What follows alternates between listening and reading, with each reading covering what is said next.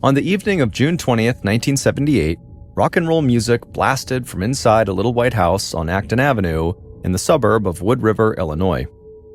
Inside the house, 22-year-old Carla Lou Brown set 4 pizzas down on a pile of milk crates that for that night served as her dining room table.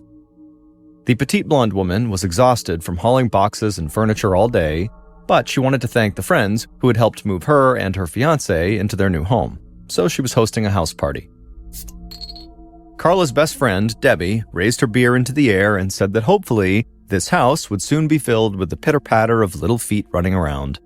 Carla, who was looking forward to getting pregnant, beamed and looked over at her fiancé, Mark Hart. Mark was laughing, but he had his hands up in front of his face as if to say, slow down here. He joked that before they had kids, he'd just like to get their boxes unpacked first. Carla had been dating Mark, the 27-year-old apprentice electrician, since he returned from the war in Vietnam. Carla was totally crazy about him, but their 5-year courtship had been anything but smooth. Mark was one of the few men in Carla's life who had not immediately thrown himself at her feet and done whatever it took to make her happy. At 4'11" tall, Carla was shorter than most girls in Wood River, but that hadn't stopped her from becoming a varsity cheerleader in high school. She was kind and approachable, which made her popular with boys and girls alike, and she was curvy enough to attract wolf whistles from total strangers out on the street. But Mark was different. She had to chase him, because Mark was one of those guys who started sweating at the thought of commitment. He had broken things off with Carla more than once before when the pressure to settle down just got to him. But he always came back. And now, finally, the couple was not only engaged to be married, but they also had just bought a house together. Carla sipped her beer and thought to herself how much she wished her father could see how far she had come. Ever since he died in an accident when she was just 11 years old, Carla had been looking for a real home. She and her mom had fought so much that Carla moved out as a teenager. She lived with her best friend Debbie and other friends, bouncing from place to place, until now. It was barely 1,000 square feet of living space, but to Carla, this new home for her and Mark was a dream house. A loud knock on the front door suddenly brought Carla's focus back to the party. Carla got up and walked over to the door, and she opened it up. And standing outside was a shaggy-looking guy in his early 20s named Lee Barnes. Carla had seen Lee while she and Mark were moving in earlier that day. Lee had been drinking alcohol and smoking marijuana with 2 other guys at the house next door. One of them had made a lewd remark about Carla's breasts, but then Lee called out to her by name and said they went to high school together, though she only vaguely remembered him. Carla mustered a good-natured hello, but quickly just went back to unpacking. And now that guy, Lee, was standing on her porch, asking to join the party along with his 2 buds, Paul Maines and John Prant. Lee told Carla that they had marijuana they would share if they would share that pizza with him and his friends. He said, "Come on, it'll be fun." But Carla had no desire to invite this trio into her home. This was a special night for Carla, and she only wanted to share it with people closest to her. So she told Lee that she was tired and they were about to wrap things up anyways, and so maybe they could hang out another time. Lee looked mildly annoyed at the rejection, but he took the hint and left, with his pals trailing right behind him. Carla shut the front door and then put another Blondie album on the record player. Soon all the girls were dancing and Carla was swaying right along with the beat, and as she did, she looked over at Mark. And Mark gazed back at her as if she was the only woman in the world. The next day, Carla took the day off from her job in customer service at an airplane parts company. She had way too much to do getting settled into her new home, including cleaning up the trash from the party the night before. But so far, on this kind of unexpected day off, she'd spent most of the morning on the phone. At 9, she called her best friend Debbie, who was home with her baby, and then after she hung up with Debbie, Mark's mother called her, and she really liked to talk. Carla glanced at the clock. It was already 11 a.m., and Mark's mom showed no sign of slowing down. Carla was starting to feel guilty that she was getting so little done with this day off. While Mark was hard at work, Carla was supposed to be organizing their house. So eventually, Carla made up a lie that she had just heard someone knock at her front door and so she needed to go, and so Mark's mother took the hint, and they hung up. And so now that Carla was finally free, she just headed downstairs to the finished basement where the couple had left their unpacked boxes, and Carla got back to work. But minutes later, Carla was unpacking a 10-gallon barrel labeled Mark that contained his clothes when she heard footsteps coming down the stairs to the basement. Figuring that Mark must have forgotten something before he left for work, Carla stopped what she was doing and she turned around with a big smile on her face, ready to greet her husband. A little after 5 o'clock that evening, Carla's husband, Mark, pulled up to the house in a pickup truck driven by his friend Tom. They were hauling a large doghouse behind them. Mark knew how much Carla loved his parents' golden retriever dog, so he planned to get a dog for her as soon as they were settled in. Mark told Tom that he kind of secretly hoped that Carla would love this puppy so much that she might wait on having a kid right away. Once the pickup truck came to a stop, Mark slid out of the passenger seat and walked up the front path to his one-story clapboard house and went in the front door. He expected to find Carla, but didn't see her in the living room, and she didn't answer when he called her name. Mark picked up an empty beer can from the night before and took it into the kitchen. As he threw it into the trash can, he noticed that the back door was ajar. He felt annoyed with Carla for leaving it open because all sorts of insects could get in. He shut the door, then joined his friend Tom outside. They carried the doghouse to the backyard and set it down under the shade of an oak tree. Then Mark invited his friend inside for a tour of their new house. He showed Tom their bedroom and the spare room that Carla was already calling the baby's room, and then Mark asked Tom if he wanted to go downstairs and see his favorite part of the house, the basement. Tom said, yeah, let's do it.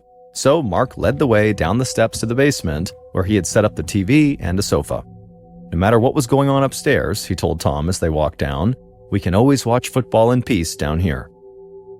But when they actually got downstairs, Mark immediately noticed something strange.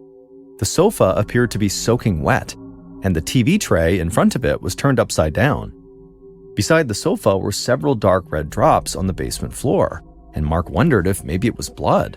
And so in a second, his mood switched from being annoyed to being very anxious.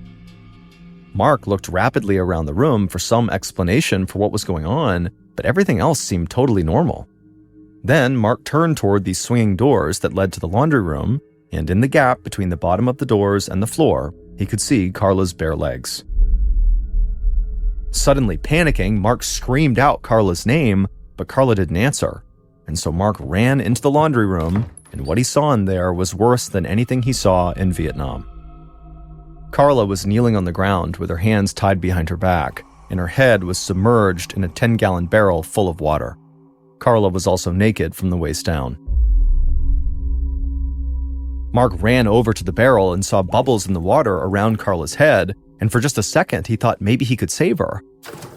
But when he frantically pulled her head out of the water, he saw her complexion was already gray, and she had 2 long gashes across her forehead, as well as serious bruising under her chin.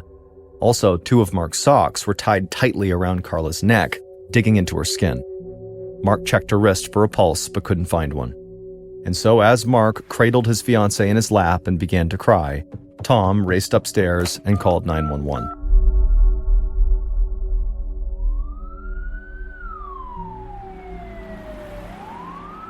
The first police officer arrived at the house just before 6 p.m. His name was Don Greer, and he was a 27-year-old from the Wood River Police. And he actually knew Mark. They were old friends who used to go out on double dates together. When Greer heard the 911 report of a deceased woman at Mark Hart's new address, his heart sank. He hoped it was a mistake. When Greer arrived at the house, he would find Mark sitting at the kitchen table, staring ahead with glassy eyes. Mark looked up and seemed to recognize his old friend, but all he could say was, "She's down in the basement." Greer went directly down the stairs to where Mark and Tom had laid a red blanket over Carla, who was now face down on the floor. When Greer looked beneath the blanket, he was shocked by the brutality of the murder. It looked like Carla had been beaten as well as strangled and probably raped too. But he had been told that her head was underwater when she was found, so maybe she had drowned. But it certainly wasn't easy to determine just from looking at her what killed Carla. There were just too many possibilities. Wood River was just across the Mississippi River from the city of St. Louis, so big city crime did show up in this town periodically. But murders were rare, and usually they were just the result of a bar fight or some other physical altercation. Greer had never seen a homicide in Wood River that was this violent and perverse. In fact, no one in the Wood River police force had. And for Greer, this was not just any murder victim. It was his friend's fiancée. Greer could scarcely concentrate on sizing up the crime scene. He felt like he should run upstairs to comfort his friend after such a horrible loss. But Greer couldn't think of anything to say that wouldn't come off phony. So Greer settled for going upstairs and laying his hand on Mark's shoulder before asking Mark and Tom to please tell him exactly what happened. Mark began talking about how excited he was to show Carla this new doghouse, but as he spoke, Greer could only think about the nightmare in the basement. The Wood River police were going to need help to solve this murder.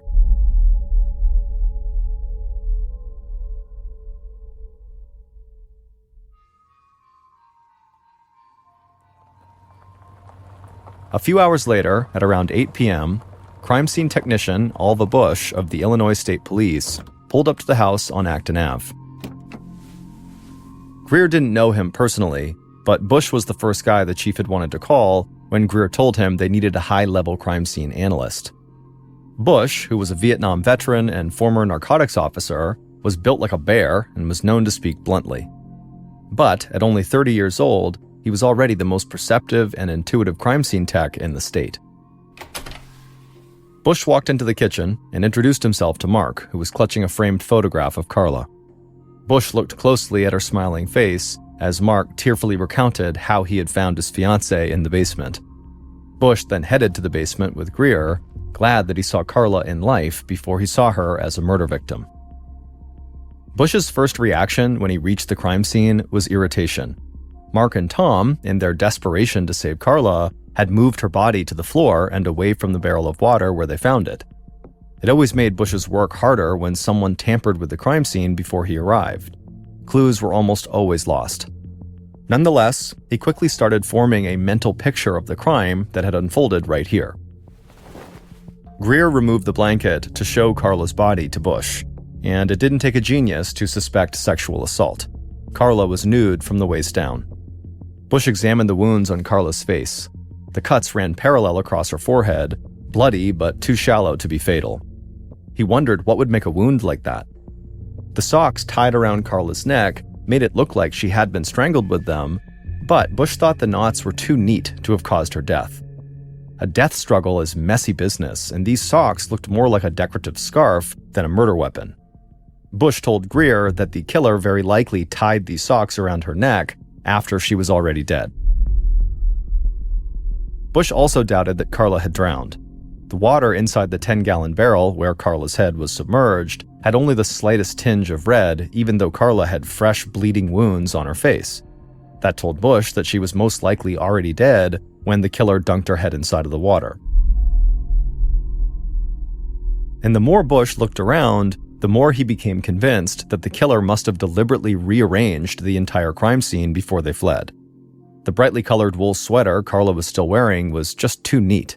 The single button near the neckline was still fastened, which seemed really unlikely to Bush considering there must have been a life-and-death struggle. Also, it seemed unlikely that Carla would be wearing a sweater at all on a warm June day. And so Bush figured the killer must have dressed Carla in the sweater after they killed her. Likewise, Bush thought the cords wrapped around Carla's wrists were added for show as well. The bonds were so loose that there was just no way that could have kept Carla's hands bound, especially, again, in the middle of a life-and-death struggle. Bush concluded that the killer very likely assaulted Carla while she was on the couch and then bashed her in the head with something and then strangled her as she bled. Afterwards, the killer very likely tried to wash the blood off the couch, which is why the cushions looked soaked, and then, very likely, the killer dragged Carla's body to the laundry room, where he dressed her in the sweater, tied the socks around her neck, and then stuck her head in the water to make it look like she had drowned. And then, just before the killer left, they very likely took Carla's panties as some kind of sick trophy. But as Bush thought about this, he also thought to himself, why would this killer have gone to all this trouble to stage the crime scene? I mean, that would require the killer to stick around the murder scene for a long period of time, making it more and more likely they would get caught. Bush could see that the killer clearly thought it was important to try to confuse the investigators, But Bush also wondered if maybe the murderer was also just trying to send some kind of chilling message. The murder scene reminded Bush of the work of the notorious serial killer Ted Bundy, who raped and murdered dozens of young women. But Bundy had been arrested a few months earlier, so it couldn't have been him. However, Bush wondered if maybe they had a new serial killer on their hands that might have been inspired by Ted Bundy. Police quickly determined that the last person to speak with Carla had been Mark's mother, and she would say they were on the phone right up until about 11 that morning. So, using that as a frame of reference, police began going door to door asking neighbors about what they might have heard or seen that day between 11 a.m., when we know Carla was still alive, and 5 p.m., when Mark came home and found Carla dead. Greer knocked on the door of the house next to Carla and Mark's, where those three guys had been smoking pot and drinking beer and calling out lewd remarks to Carla before going over to Carla's house and trying to go to her party. And so the door opened, but there was a screen that separated Greer from a skinny 22-year-old Paul Main who was standing inside. Greer asked Paul if he could come inside and speak with him, and Paul immediately looked super nervous and taken aback, and Greer had an idea why. He could smell the pot smoke from where he was standing. Greer promised Paul that he was not there to try to bust him for marijuana. It was fine.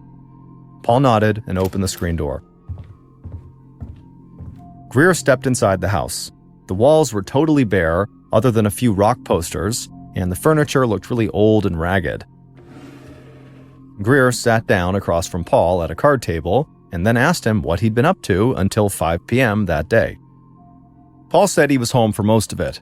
He said he was alone until noon, when his friend John Prant came over to hang out until about 3, when Paul had to go run some errands. But Paul said he didn't see or hear anything out of the ordinary. He said Carla and Mark had only moved in the day before, so he scarcely knew them. Paul said that his friend Lee knew Carla from high school, and they had gone over to greet the newcomers the night before, but Carla and her boyfriend did not seem very interested in socializing with them, so they had left. And so that was the last time Paul said he saw Carla. As for Paul's friends, Lee and John, they were no more help when Greer tracked them down. Lee wasn't even in the neighborhood on the day of the murder, and John told Greer that he was in the neighborhood. He was at Paul's place twice that day, first early in the morning when he was out delivering job applications, and then from noon to about 3, he was back at Paul's place when he was just hanging out. And just like Paul, John said he did not see anything out of the ordinary. And that's how it went with all the potential witnesses. Greer went door after door, but no one had heard or seen anything unusual on Acton Ave that day. Somehow the killer had violently assaulted and killed Carla Brown without anybody noticing. Autopsy results the next day confirmed just how violent Carla's final moments had been. She had a broken jaw and deep bruises all over her neck, in addition to the cuts on her forehead. She also had bits of skin underneath her fingernails, likely from scratching her assailant's face and back. But unfortunately, in the 1970s, DNA analysis was not an option. What the coroner did not find was significant water in Carla's lungs, which he would have expected with a drowning. Bush had been right. She did not drown at all. The coroner ruled that she had died from strangulation, likely by a cable or the killer's bare hands, before she was placed in that barrel of water. Now, the investigators were sure the killer had staged the crime scene.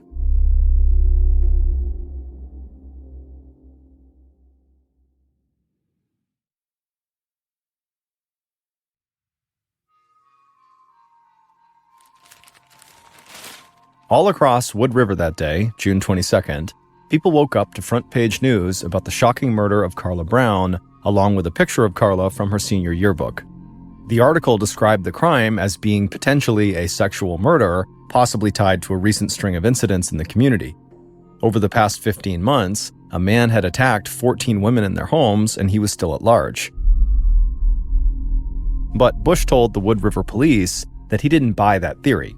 That serial rapist who was attacking women in their homes always broke in at night, but Carla was killed in the middle of the day, and the serial rapist did not kill his victims. But there were enough obvious similarities between those attacks and the attack on Carla that Bush knew he couldn't totally rule out the serial rapist theory. In fact, Bush and the Wood River police were having a hard time ruling out anyone as a suspect, from strangers to her fiancé. They believed that the murder was a sex crime, but they had very few clues as to who did it. Greer knew that the first suspect in all these kinds of cases is the domestic partner, but Greer felt like his old friend Mark was a very unlikely murderer.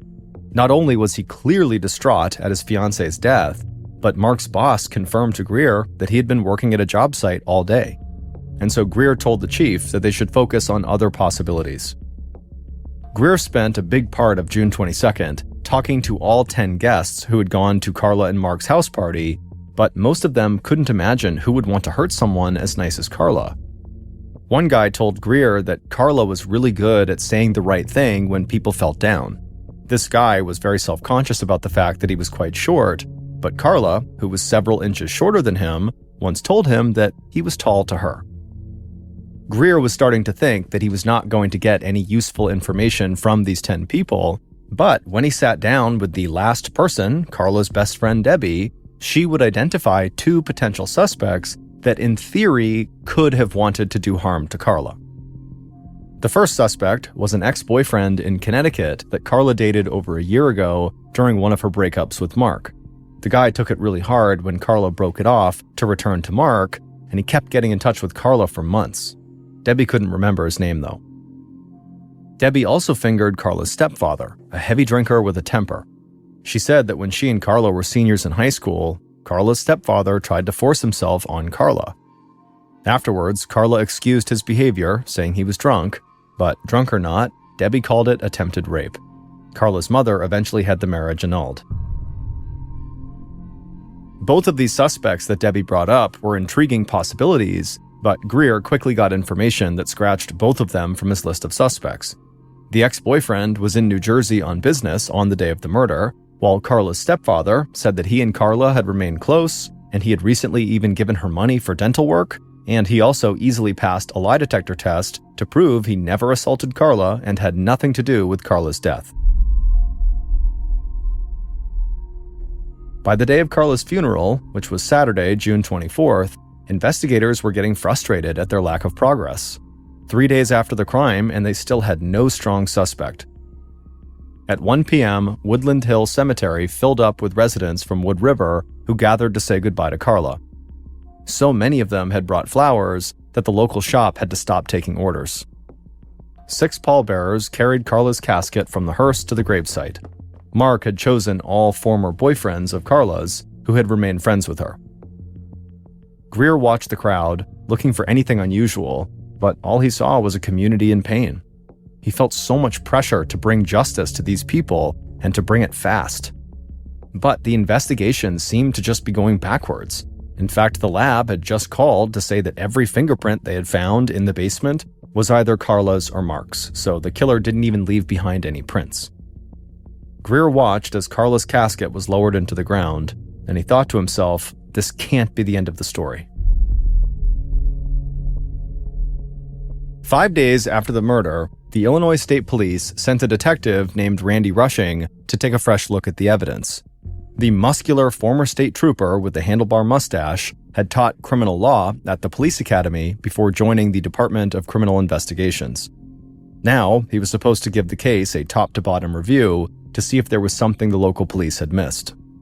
And Rushing was interested in the potheads next door to Carla and Mark, noting that Paul and John had given slightly different accounts of where they'd been the day of the murder.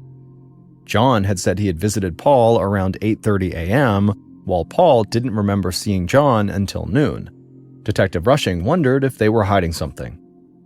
But once again, the theory went nowhere. John passed a polygraph test easily, and Paul, he did fail part of the test, but the test administrator thought that it might have to do with him being nervous, or maybe he was high, or both. In fact, Paul was slurring his words during the test. And so Rushing and the test administrator both agreed that the polygraph tests gave them very little to work with. But they planned to keep their eye on Paul Maines because technically he did fail the polygraph. For a brief moment in late July, so about a month after the killing, investigators got excited when Wood River police arrested a 21-year-old man named Tony Garza for breaking into a woman's house and trying to rape her. Garza actually confessed to the 14 break-ins and sexual assaults that had occurred in town over the previous 15 months. But Garza was adamant that he had nothing to do with Carla Brown's death, and he too passed a polygraph test. Detective Rushing still had his suspicions about Garza. A violent assault could easily turn into a murder after all, but he had no evidence connecting the alleged rapist to Carla Brown. No fingerprints, no witnesses. So investigators kept Garza on their list of suspects, even though they knew it didn't mean much. They had no more evidence against Garza than they did for several other potential suspects, including that next-door neighbor, Paul Maines, who failed a portion of his polygraph. Rushing, Greer, and the rest of the investigators knew they needed a break in the case or no one would be held accountable for Carla's murder. And by the fall of 1978, with no main suspect in sight, the state police finally pulled Rushing off the case. Greer kept the case open, but as months and even years passed by with no new leads, he worried that Carla Brown's murder might never be solved.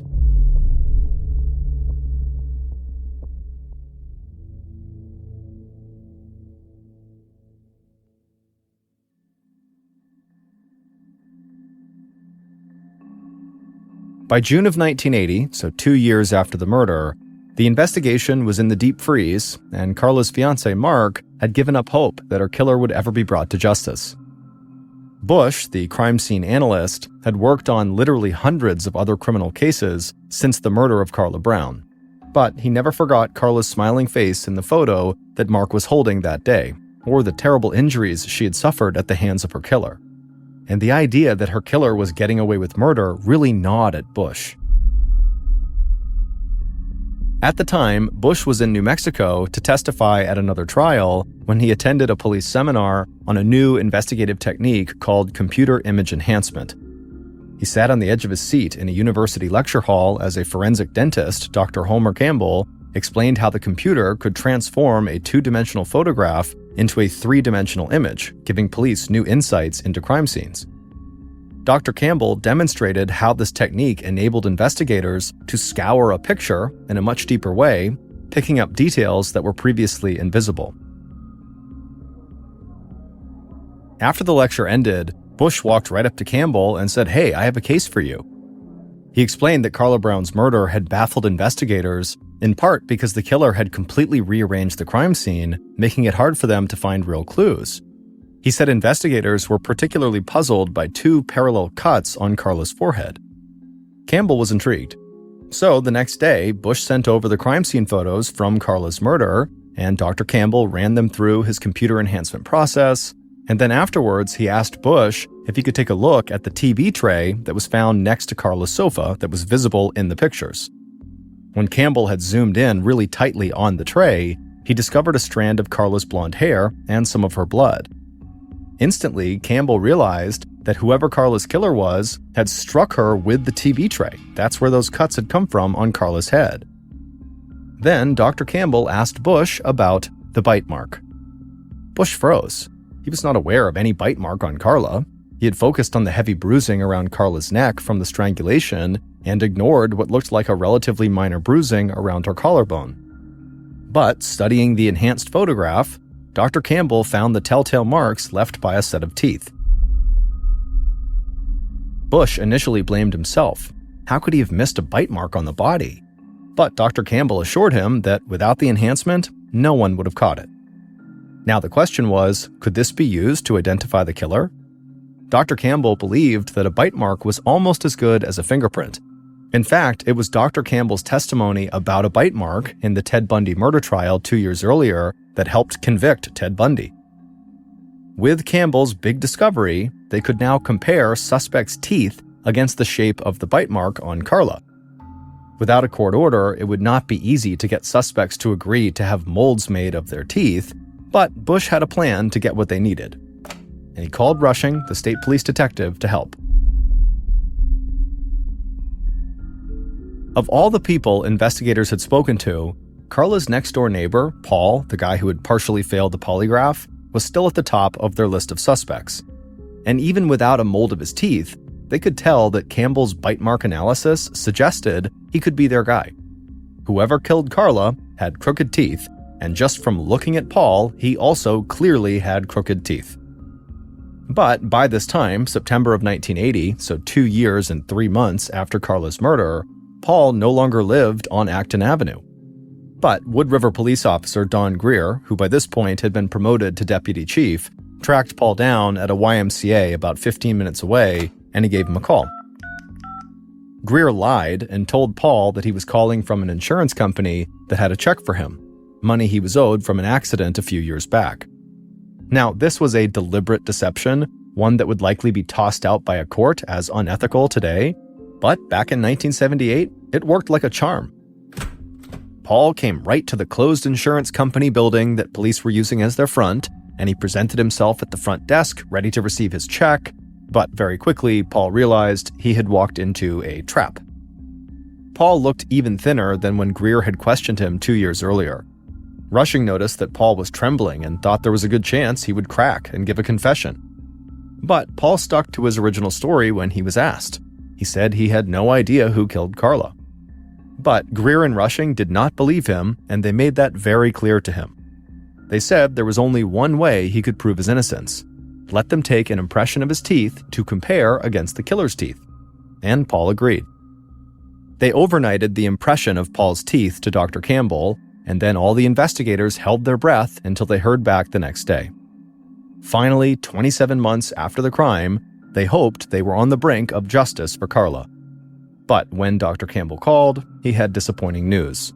The forensic dentist told them that the photographs, even with the computer enhancements, were not good enough to declare Paul's bite as a match. Paul could be the killer, but Campbell was not certain. Rushing, Greer, and Bush alike were crushed. The Carla Brown case was cold again. And it would stay that way for 2 more years, until one chilly day in March of 1982, when Detective Rushing met an FBI agent who would go on to help break the case wide open with absolutely stunning psychological insights into the mind of their killer.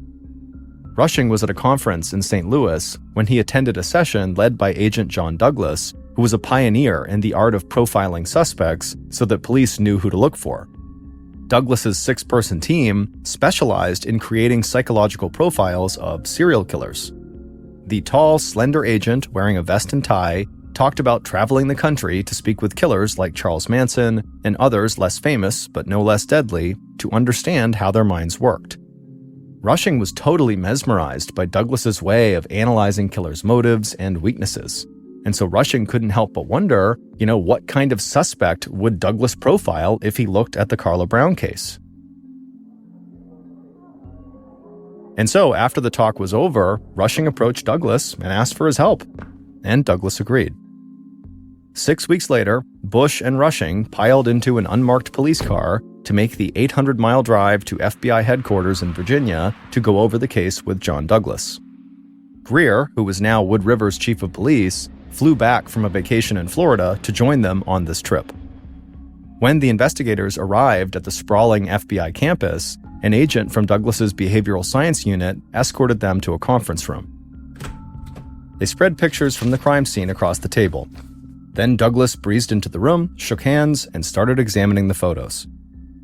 A few minutes later, he sat back in his chair, assembling the details he had just formed in his head, and then he launched into a highly specific description of the killer that was so precise it was like he actually knew him and was there in the basement 4 years earlier when the crime happened on June 20th, 1978. He said the crime scene looked disorderly, which made him think the killer was a shaggy-looking, disorderly person. Someone with low self-esteem who was awkward with women and had a history of rejection. Douglas then said the killer likely drove a beat-up old car, something like a red or orange Volkswagen. Now, to Bush, Rushing, and Greer, it almost seemed like Douglas was just making things up as he went along. And so as Douglas spoke, they began exchanging doubtful looks and wondered if they drove all this way for nothing. But Douglas wasn't done. He said it was common for killers to keep something from their victims.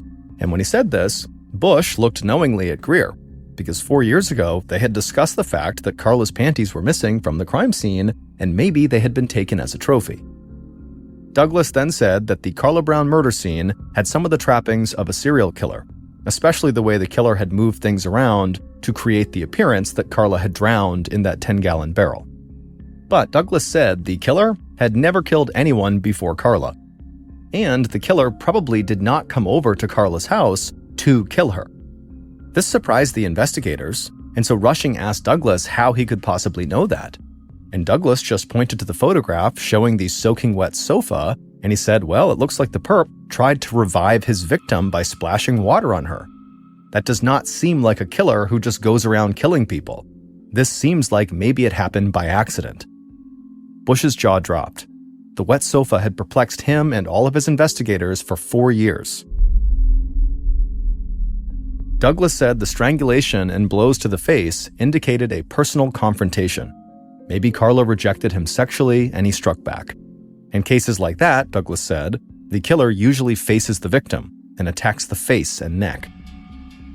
Douglas would go on and describe this case as what he called a neighborhood crime, meaning it was likely committed by someone living nearby or literally in the victim's household. Douglas looked at the 3 men and told them that very likely they had already interviewed the killer. Rushing piped up and said, well, what would happen if the killer took a polygraph? Douglas shook his head, uncertain. He felt the polygraph was not a reliable tool. He'd seen too many cases where the killer beat the test, but was convicted on other evidence. Greer wondered what that meant for their case. All of their potential suspects had passed their polygraph, except for Paul, who had failed a portion of it. Then Douglas looked at the photograph of the blood droplets from the crime scene again, and he said the killer must have had blood on him, and so after Carla was dead, the killer must have gone somewhere nearby to try to clean himself up. And when Greer heard that, he thought, well, if the killer was Paul, how much closer than next door can you get? Because Paul lived next door to Carla. Bush, Greer, and Rushing were already blown away by Douglas's insights. But then the FBI agent leaned across the table and delivered the best news of all. Since their killer was almost certainly an amateur killer, he would easily crack under pressure. Douglas suggested that the police should mount a psychological warfare campaign in the media. He said that they should play up ways that emerging technology has helped them gather evidence, how the photo enhancement led to the discovery of the bite mark, and how psychological profiling enabled them to narrow down their suspect list. Basically, Douglas was telling them to use the media to try to trick the killer into thinking that their arrest was imminent. Then Bush brought up the idea of digging up Carla's body. Dr. Campbell had suggested that the casket, if it kept the water out as it was designed to, could preserve the body for some time. Whatever bruising occurred would still be present in the skin. They could get a better look at the bite mark on her neck and match it to suspect's teeth, Bush noted. Douglas said spreading the news that police were about to exhume Carla's body would be the perfect way to destabilize their target. The killer, Douglas believed, had visited Carla's grave many times to talk to her. She was likely the only person who knew his terrible secret. After 4 years, Douglas thought their killer must have gotten comfortable, believing that he'd gotten away with his crime.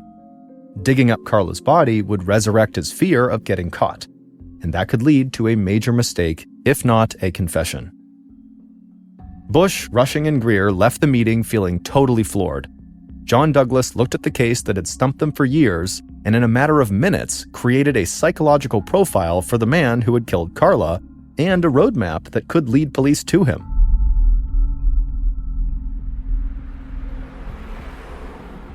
As they drove back to Illinois, they went over their list of suspects and knew there were still several men who fit Douglas's description of the killer, including the serial rapist and Paul, the next-door neighbor. The 3 investigators met with the district attorney as soon as they got back to Madison County, Illinois, and the DA immediately agreed to the FBI profiler's media strategy. Over the next 2 weeks, the district attorney held a series of press conferences doling out information about the re-energized Carla Brown investigation. He played up the fact that the guy who had helped nab serial killer Ted Bundy was advising investigators. And soon, stories about the Carla Brown investigation became a regular feature in the regional newspaper for days and days.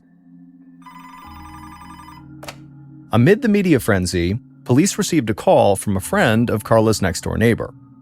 2 days after the murder, this friend hosted a party that Paul attended. He said that Paul mentioned that police had been around his place asking questions and that he might have to leave town if the heat turned up on him. The friend explained that he had kept his mouth shut about what he overheard Paul saying for almost 4 years, but he was now finally moved to call the police after he had heard the district attorney talk about the bite mark on Carla's collarbone. The friend said that back when the murder first happened, Paul had actually talked about how the killer had bit Carla. Now, this friend was starting to think that Paul might know more about the crime than he was admitting to. That got Rushing's attention. No one knew about the bite mark until Dr. Campbell discovered it in a computer-enhanced photo 2 years after the murder. Well, no one knew about it prior to that, except for the killer. On June 1st, 1982, almost 4 years after the murder, reporters from all over the St. Louis region gathered around Carla Brown's grave at the Woodlawn Cemetery. They snapped pictures of her headstone, which read, "So lovely, so loving, so loved." As the backhoe dug into the ground, Chief Greer stood shoulder to shoulder with Rushing and Bush, praying that this invasion of Carla's grave would lead them to her killer. The casket was lifted out of the ground and placed into a hearse and driven to the St. Louis Medical Examiner's office. Greer, Bush, and Rushing gathered around the casket as the coroner opened it up. The casket had been sealed well, leaving the body in very good condition. The skin had not deteriorated very much, and this time, Bush zeroed in with his camera on the bite mark. Using new high-resolution film, he snapped photograph after photograph. Now armed with much better images of this bite mark, investigators wanted to compare them with Paul's dental impression. Bush, Rushing, and Greer flew out to New York to meet with a bite mark expert. He was going to match the teeth marks on Carla's collarbone against impressions taken from several men they had spoken to over the last several years, including Paul from next door and Carla's ex-stepfather. Now, none of these bite molds were labeled by name, so this expert had no idea whose teeth were which as he did the comparison. Sitting at his kitchen table on Long Island, New York, the bite mark expert performed a blind comparison, and sure enough, he found a perfect match.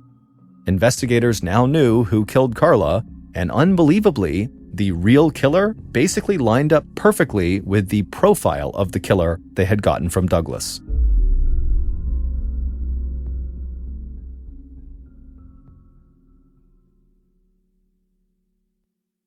Based on all the forensic evidence and other evidence collected at the crime scene, here is what investigators believe happened to Carla on January 21st, 1978.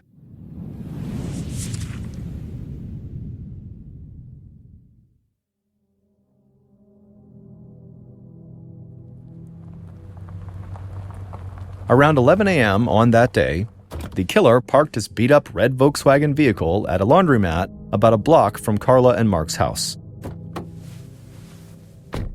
As he walked from his car towards their house, he reached back and he touched his back pocket to make sure the coil of electrical cord was still there, and it was. The killer entered the house through the back door, which was unlocked. He then headed right downstairs to the basement to confront Carla. Carla recognized him and demanded to know what he was doing there, but the killer didn't explain himself. Instead, he just grabbed her and forced her onto the sofa. Carla fought back as hard as she could, but her killer was much stronger and twice her weight. The killer then kissed Carla on the face and the neck, and then bit her along the collarbone. Then he pulled off Carla's shorts, pinned her to the couch, and unzipped his jeans. It was at this point that Carla apparently screamed an insult at him, and that's when the killer snapped. Years of rejection just overtook him, triggered by Carla's taunting. He grabbed the TV tray near him and swung it as hard as he could into Carla's face, breaking her jaw. Then the killer lifted that tray back into the air and brought it down again on Carla's face, leaving that parallel gash in Carla's forehead. As Carla reeled from these blows, the killer pulled out that electrical cord from his back pocket and tied it tight around Carla's neck. And the killer pulled as tight as he could on that cord, constricting Carla's windpipe until her face turned beet red. The pressure closed off her carotid artery, depriving her brain of oxygen, and so in seconds, Carla lost consciousness. A few seconds later, the killer released the wire and sat up, and as he caught his breath, he looked around wildly, wondering what was going on, as if he'd just woken up from a nightmare. And then he looked at Carla, and he saw her lying lifeless on the sofa. Suddenly realizing what he'd just done, he panicked. He pulled the wire completely off Carla's neck, he slapped her face a few times to try to revive her, But when that didn't work, he drew some water from the sink and poured it on Carla's face, and when that failed, the killer decided to just rearrange the entire crime scene, hoping to throw off the police. Inspired by recent accounts of Ted Bundy, the killer staged Carla's body to make it look like the work of a serial killer. Then the killer wiped down all the surfaces he touched, ran up the stairs, and slipped out the back door. Then he snuck over to the house right next door and washed Carla's blood off himself before anyone realized he was there. At 10:30 p.m. on Tuesday, June 8, 1982, just days before the 4th anniversary of Carla's murder, Greer and Rushing arrested the killer at his parents' home. All these years, they had been so focused on Carla's neighbor, Paul, because he seemed suspicious and he had failed his polygraph, when the whole time, the real murderer had been Paul's best friend, John Prant, one of the 2 men who had been with Paul when they had tried to join Carla's party on the day she moved in. The real killer, John, had been insulted by Carla's refusal to let them inside, and so he'd come back to teach her a lesson, although he claims he had not meant to kill her. In July of 1983, John was convicted of first-degree murder and sentenced to 75 years in prison. Despite repeated attempts to discredit the bite mark evidence on appeal, he remained behind bars for 37 and a half years until 2019 when he was freed on parole. Since then, John has engaged the help of the Exoneration Project to try to discredit the bite mark evidence and clear his name. To this day, John maintains his innocence. On a warm Nebraska evening in late September 2012, 36-year-old Dave Krupa left work feeling better than he had in weeks. He was thinking about the woman he had met that afternoon in the auto body shop where he worked. Dave had been helping another customer when this woman arrived, but as soon as he saw her, he completely forgot about what he was doing and just stared. Her name was Carrie Farber. She was 5'7" tall, she was slender and tanned with light brown hair, and she had hazel eyes and a dazzling smile. Dave had suddenly felt like he was right back in high school, all thumbs as he handed change to the customer standing in front of her. Then, Carrie stepped to the counter, gave Dave a friendly nod, and told him her black Ford Explorer needed some minor but immediate maintenance work. As they arranged for Carrie to bring her car right then into the service area, Dave had felt an instant sense of ease and attraction between the two of them. The last 6 months had been difficult for Dave, and unexpected moments like this one were very welcome. Dave had moved to Omaha, Nebraska from his home state of Iowa 5 months earlier in April after he and his longtime girlfriend Amy had both agreed it was time to end their 10-year-long relationship. And once he had arrived in Nebraska, he'd been offered a manager job at this Hyatt Tire auto body shop. The oldest of 3 brothers born to deeply religious Southern Baptist parents, Dave had worked hard at being a good boyfriend and provider and a great dad. He and his ex-girlfriend Amy had parted on friendly terms and worked out a custody arrangement so Dave could see their 2 children a couple times a week. But even so, his small, barely furnished apartment not far from the auto body shop had felt depressing. And since Dave had been in this very serious relationship for the last decade, he had arrived in this new city without any idea how to re-enter the dating scene. He had signed up for a dating website called Plenty of Fish within a few weeks of his arrival in town, and over the summer, he had in fact gone on maybe a dozen dates with several women he had met online. But seeing this woman, Carrie, in his auto shop was different. It was the first time in a long time Dave had met someone the old-fashioned way, through a chance in-person encounter rather than by surfing pictures and descriptions posted on the Plenty of Fish website. Now, as Dave walked away from the auto shop over to where his car was parked in the lot to head home for the night, he wished that he had just asked Carrie out on a date when he had a chance to earlier in the day. But at the same time, he thought to himself, it would have been unprofessional or maybe even inappropriate for him to be asking a customer out. And after all, maybe he had just imagined that the attraction he had felt was mutual. Dave climbed into his car, turned the key, and started up the engine. And as he pulled out of the lot, he thought to himself, maybe if Carrie was actually interested in him, she'd come back. 2 weeks after meeting Carrie, while Dave was scrolling through profiles on Plenty of Fish, he suddenly felt a rush of excitement. Right there on the screen in front of him was Carrie's picture. Her hair was a little bit different, but the eyes and the smile were the same. She was 37 years old, and she lived an hour away in her hometown of Macedonia, Iowa, and she worked at a computer programming company in Omaha, just a block from Dave's apartment. She was beautiful, and, most importantly, she was available. Dave remembered that sense of mutual attraction he believed they had felt in the auto body shop, and so he typed out a message. "Hey, I know you." He waited for a minute, then kept on scrolling through other profiles, but he wasn't really looking anymore. He was just hoping to hear the ping of an incoming reply. And he didn't have to wait long. "Hey," her text to him read, "I know you too." And over the next 2 weeks, Dave and Carrie would text each other almost every day. And then, about 1 month after Carrie's first visit to the Hyatt Tire auto body shop, she made a second visit, claiming that her windows were sticking. Standing next to each other in the parking lot, Dave did not even wait to write up the service order. He just immediately asked Carrie if she wanted to go out with him. Carrie said yes, and the next evening, Carrie and Dave were sitting across from each other at the Applebee's Bar and Grill at the Omaha Oakview Mall. And it was great. It was clear that both Carrie and Dave had been thinking about each other over the past month, and now that they were together, Dave found Carrie not only beautiful, but very smart and funny as well. For her part, Carrie found Dave, a former football player who had also served in the National Guard before getting his associate's degree in automotive engineering, attractive and engaging. Carrie liked that Dave was a down-to-earth blue-collar guy who worked with his hands. They were also both single parents who were very involved with their children. They both liked to read and talk about books, they both had busy jobs, and neither of them wanted to take life too seriously.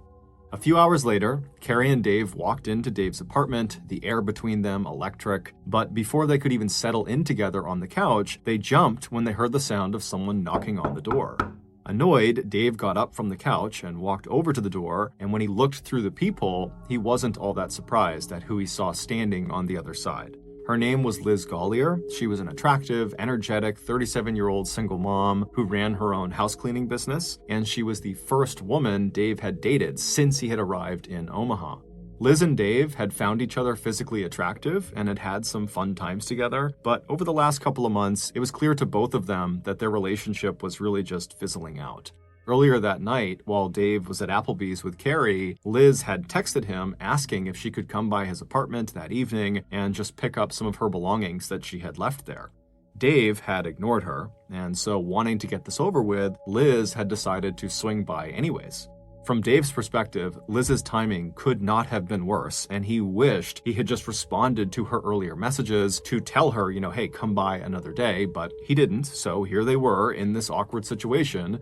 Before opening the door, Dave turned and briefly explained the situation to Carrie, who was still on the couch, and Carrie appeared to handle the situation well, and she stood up like she was going to leave. Dave then proceeded to open the door and said hello to Liz, and Liz, who saw Carrie, instantly recognized the situation she had just interrupted, and so she turned red in the face and she apologized, and then she just kind of stood there in the doorway not doing anything. Carrie grabbed her bag and looked over at Dave and said, "Give me a call when you get this sorted out," and then she walked out of his apartment. Neither woman acknowledged the other. However, Liz thought she heard Carrie say, "bitch," under her breath as she passed her. Once Carrie was gone, Dave told Liz to come inside, get your things. Liz felt horrible and kept apologizing as she moved around the apartment, getting what she needed, but Dave really wasn't listening to her. He just wanted her to leave so he could call Carrie and see if they could maybe still meet up that night. Dave had always been right up front with every woman he dated. He was only interested in casual sex and general companionship. He was not interested in getting married, ever. And in fact, this was the main reason why he was here in Omaha and not back in Council Bluffs, Iowa. His ex-girlfriend, Amy, had finally said to him that if he was not going to propose to her, he needed to leave. And so Dave left. After Liz finally had all of her things, she said a quick goodbye to Dave, and then she too hustled out the door. As soon as she was gone, Dave shut the door and then pulled out his cell phone and dialed Carrie's number. Carrie's 14-year-old son, Max, was staying overnight out of the house with Carrie's parents, so when Dave asked Carrie if it was still early enough for him to maybe come over, Carrie immediately said yes. Once Dave arrived, the two of them quickly became intimate, but before heading to the bedroom, it was Carrie, not Dave, who stepped back and said that he should know up front that she was not interested in a serious or exclusive relationship. Dave could not believe his luck. He felt like he had hit the jackpot. Over the next week, Carrie and Dave saw each other every chance they got. Carrie stopped in at Hyatt Tire, Carrie asked for Dave's help in finding her son a used car, Carrie took Dave thrift shopping and started to upgrade the furnishings in Dave's apartment, replacing his broken-down couch with a comfortable silver loveseat. And then, when that week was at an end and Carrie got a big assignment at work, she eagerly accepted Dave's offer to live at his apartment for the following week so she could save 2 hours of commuting time each day. Carrie's son Max would stay with his grandparents. That week they lived together, Dave and Carrie quickly began using pet names for one another, and every morning while he was getting ready for work, Dave would find himself smiling as he listened to the sound of Carrie typing and clicking away on her laptop as she checked her email and Facebook account in the other room. On the morning of November 13th, 2012, so just a couple of days into living together in Dave's apartment, Dave got ready for work and then walked over to Carrie, who was still wearing her pajamas and was sitting on the silver love seat she had picked out for him. He gave her a kiss, which she enthusiastically returned, and then he smiled at her and said that he would see her later on, and then he stepped out into the cold. By 6:20 a.m., he was pulling out of the parking lot, making his way to work. A few hours later, at 10 a.m., Dave, who was working on a car at the auto body shop, received a text from Carrie asking him if he wanted to live together permanently. Now, Dave understood that he and Carrie had definitely gotten really close, but at the same time, he had been really clear with Carrie about not wanting a serious relationship. That is what made their week together fun, because it was temporary. He didn't like the idea of making it anything more than that, and he was thinking, Carrie made the same claim to him, that she didn't want anything serious. And so he responded to her very quickly with a text that just said, "No, not interested," thinking he would talk to Carrie later when it wasn't so busy at work. But just 20 seconds after sending that response text, Dave received an angry text message from Carrie breaking off the relationship completely. Her text said, "Fine, I hate you. I'm dating someone else and I don't want to see you anymore." And when Dave got home that night, it looked like Carrie had made good on her threat. Right down to her toothbrush, all of her things that were in Dave's apartment were now gone. Dave was shaken, but it didn't take long for reality to set in. He'd been on dates with other women who had agreed, in theory, to casual, non-exclusive relationships, only to change their minds after a couple of dates. And so this seemed like that type of situation that, Carrie was revealing how she actually felt. And so it wasn't long before Dave's shock gave way to relief. It was probably for the best that this ended now. But it turned out that Carrie was not done with Dave, at least not yet. Within 2 days, Dave's phone started blowing up with texts and emails from Carrie. She may have taken her things out of Dave's apartment, but it was instantly clear that she was not going to leave him alone. At first, the messages were angry and jealous. Carrie hated him. He had ruined her life. He was a terrible person. And even though Carrie told him she had quit her job at the computer company, which was down the road from Dave, it was clear from some of these text messages that she had to still be close by. One very creepy text Dave received said, "My favorite thing to do is to stand outside and stare at you." It wasn't long before the tone of these messages and emails shifted from vindictive and insulting to blatantly threatening. "I hate you so much that I want to drive a knife into your heart," read one message. "I will destroy your life and take your happiness," read another. And more of the texts seemed aimed not only at Dave, but also at Liz, the woman who had shown up at Dave's place on the night of Carrie and Dave's first date. One text Dave received from Carrie said, "Liz was a fat, ugly whore who deserved to die." And not long after that, Liz would actually call Dave to tell him that Carrie was sending her directly these vulgar and threatening text messages and emails. Within 2 weeks of the breakup, Dave and Liz were receiving dozens of texts and hang-up calls, as well as 50 or more emails every single day from Carrie. By November 23rd, 10 days after the breakup, Liz had had enough. She had walked into her garage that morning only to find the words "whore from Dave" spray painted on the wall. Liz immediately contacted the Omaha Police Department to report the vandalism, along with her suspicion that Carrie Farver was the person behind the property damage, given the harassing messages she and Dave had been receiving. But the police really couldn't do much about it because they couldn't find Carrie. After she broke up with Dave on November 13th, she had vanished. It was believed she was in hiding somewhere to avoid being arrested for all of the stalking she was doing. So the texts and emails just kept coming in, including disturbing messages that sounded like this. Dave, I can see you. You're sitting in your chair with your feet propped up. You're wearing a blue shirt. Ironically, this horrible situation actually brought Dave and Liz together again because there was no one else who would understand what they were going through. They had tried to get the police involved, but there just wasn't much they could do, and so Dave and Liz had just begun to accept that this was their life. And while it might seem unimaginable to other people, to them, it had just become a new and horrible kind of normal. It was not uncommon for them to be sitting on the couch together when they would both suddenly receive a barrage of text messages from Carrie.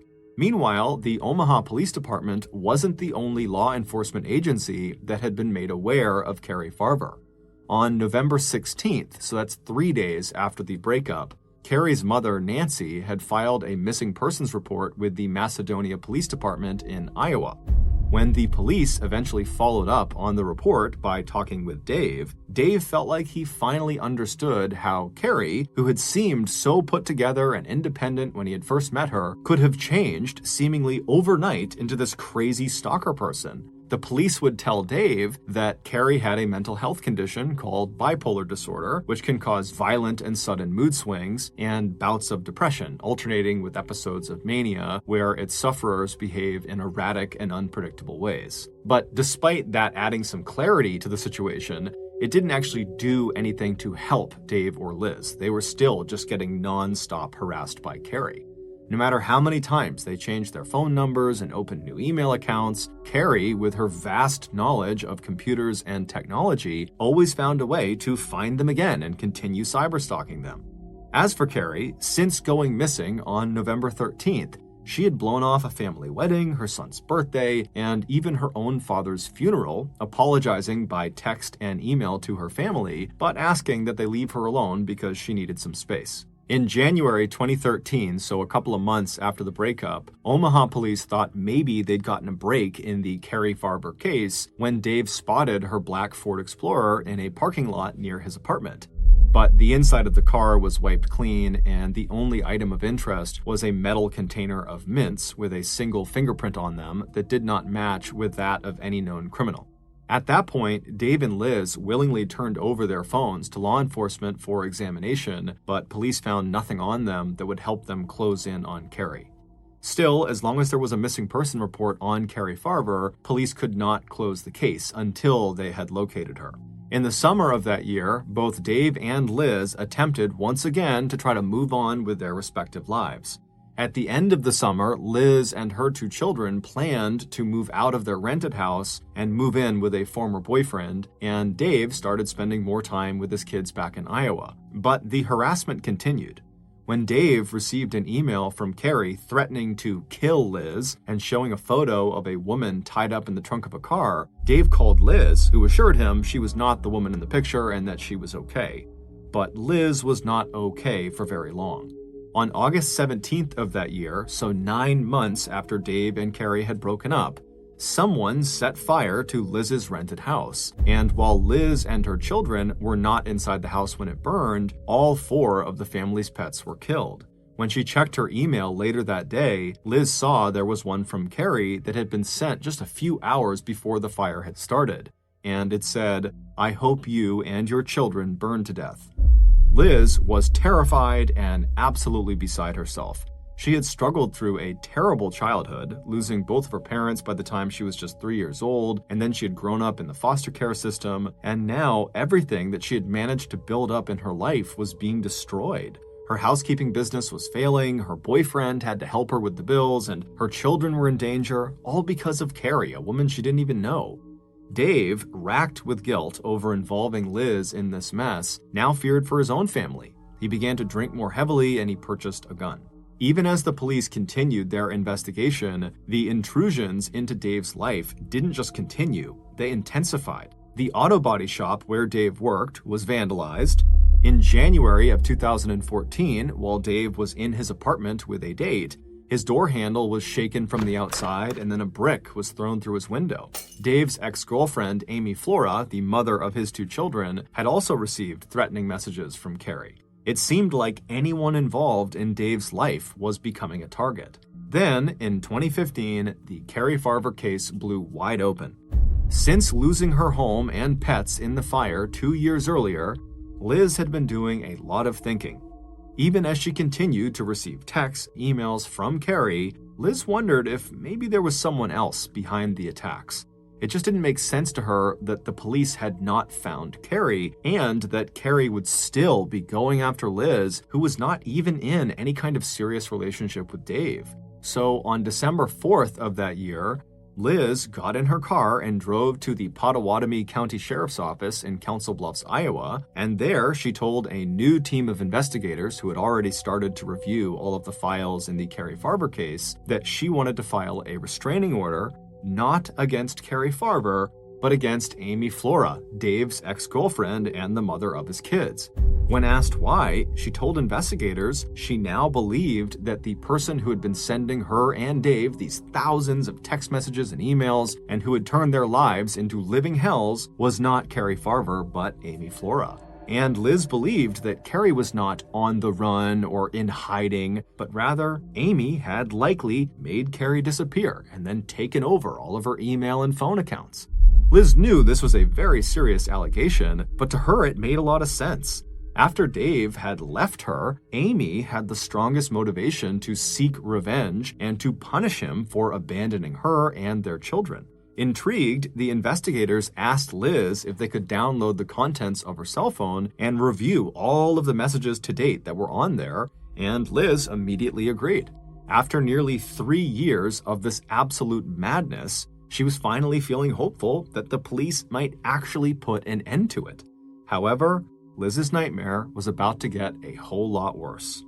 At 6:42 p.m. the very next day, on the evening of December 5th, police received a frantic 911 call from the Big Lake Park in Council Falls, Iowa.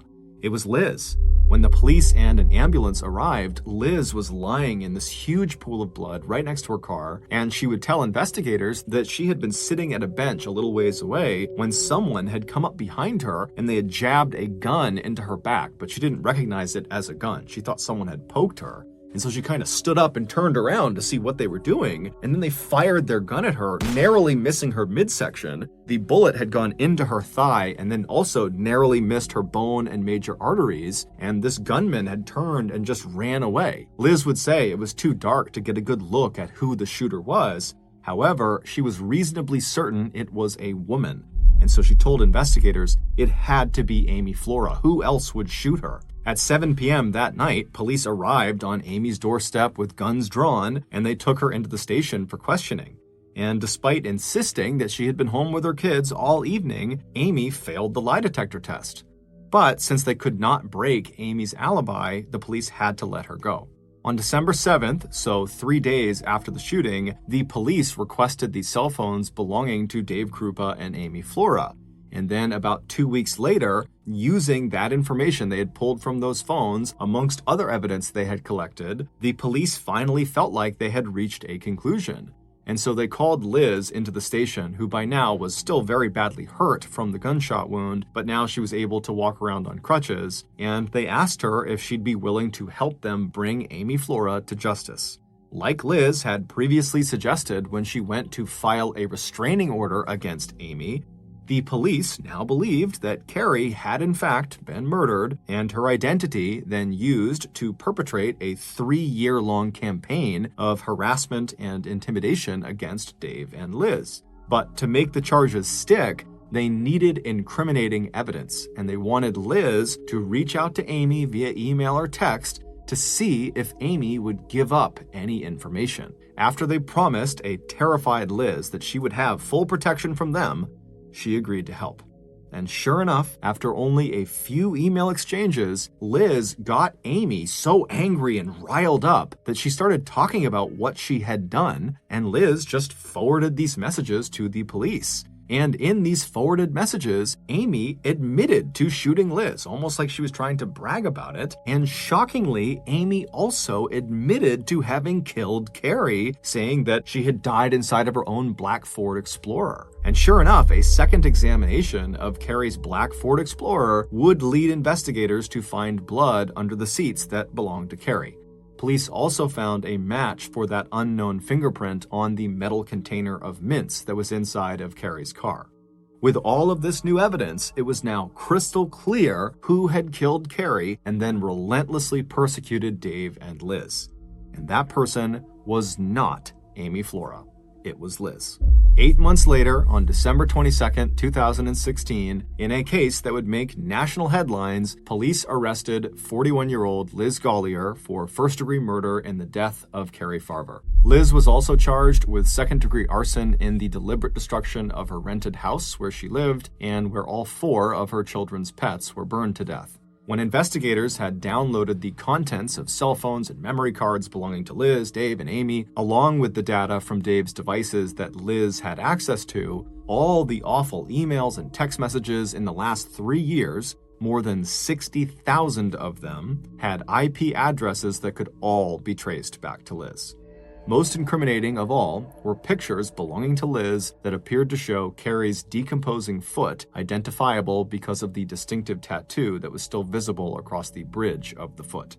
It would turn out that Liz Gollier's obsession with Dave Krupa began almost immediately after their first date back in late spring of 2012. And by the time she passed Carrie Farver in Dave's apartment doorway during that awkward meeting, Liz knew any chance of a serious relationship with Dave was slipping out of reach. The text that Dave received from Carrie's phone on the morning of November 13th at around 10 a.m. about wanting to move in together permanently, and every harassing and threatening text, email, and suspicious phone call that he, Amy, and Carrie's family would receive over the next 3.5 years would all be the work of Liz Gollier. Using more than 30 different imposter email accounts, along with an app that allowed her to schedule the release of texts and emails so they arrived while she was actually with Dave, prosecutors estimated that Liz would eventually spend 40 to 50 hours every week impersonating Carrie Farver and using Carrie's own Facebook account to create the illusion that Carrie was in fact still alive. The ongoing drama would force Dave to reach out to Liz, and every time he began to pull away, she would just ratchet up the pressure and guilt Dave for bringing Carrie into Liz's life, first with acts of vandalism like spray painting her own garage wall, and later with more violent attacks, setting fire to her own home, throwing a brick through Dave's apartment window, vandalizing the auto store, and then finally shooting herself in the leg. When Dave showed a renewed interest in his ex-girlfriend Amy and told Liz he planned to move back in with her in 2016, Liz made a last-ditch attempt to derail that romance and divert attention by framing Amy for the crimes Liz herself had committed. But by late 2015, Liz would get hopelessly entangled in her own lies. By the time she walked into the police station to ask for a restraining order against Amy, police already completely suspected Liz, who seemed way too involved in every aspect of the Carrie Farver case. Even though Amy had failed the lie detector test when she was questioned about shooting Liz, Amy was actually never a serious suspect, and her alibi was unbreakable. But by pretending to ask for Liz's help in incriminating Amy, police were able to push Liz into revealing her own deceptions. Although Carrie's body was never found, the evidence and testimony presented by prosecutors at Liz Gollier's trial paint a sad and grisly picture of Carrie Farver's last moments. 3 years earlier, after Dave had kissed Carrie goodbye and stepped out into the cold morning air of November 13th, 2012, Carrie would finish her coffee, close up her laptop, and get herself ready for work. Once she was ready, she too stepped out into the cold morning air to head into her office. And when Carrie got into her black Ford Explorer in the parking lot, Liz Gollier, who likely had been hiding and waiting nearby, just waiting for Carrie to come outside, rushed over to her vehicle and somehow convinced Carrie to let her get inside with her. And then shortly after Liz was in the passenger seat, she pulled out a knife and reached across the center console and stabbed Carrie repeatedly in the stomach, at least 3 or 4 times. It's believed Carrie knew she was going to die and began pleading with Liz to allow her to call her family to at least say goodbye. But Liz just said no and restrained her until she bled to death. Afterward, Liz took Carrie's keys and went into Dave's apartment and took all of Carrie's things out so it would look like she had left him. And then Liz drove Carrie's car, with Carrie's body inside of it, to some unknown location where she pulled Carrie's body out, burned it, and then disposed of it in a dumpster. Then Liz wiped Carrie's car down to remove any evidence. However, she didn't realize she had left lots of Carrie's blood underneath the seats, as well as her own fingerprint on that mint can. Liz Gollier is currently serving a life sentence at the Nebraska Correctional Center for Women, 107 miles southwest of Omaha, where she first met Dave Krupa.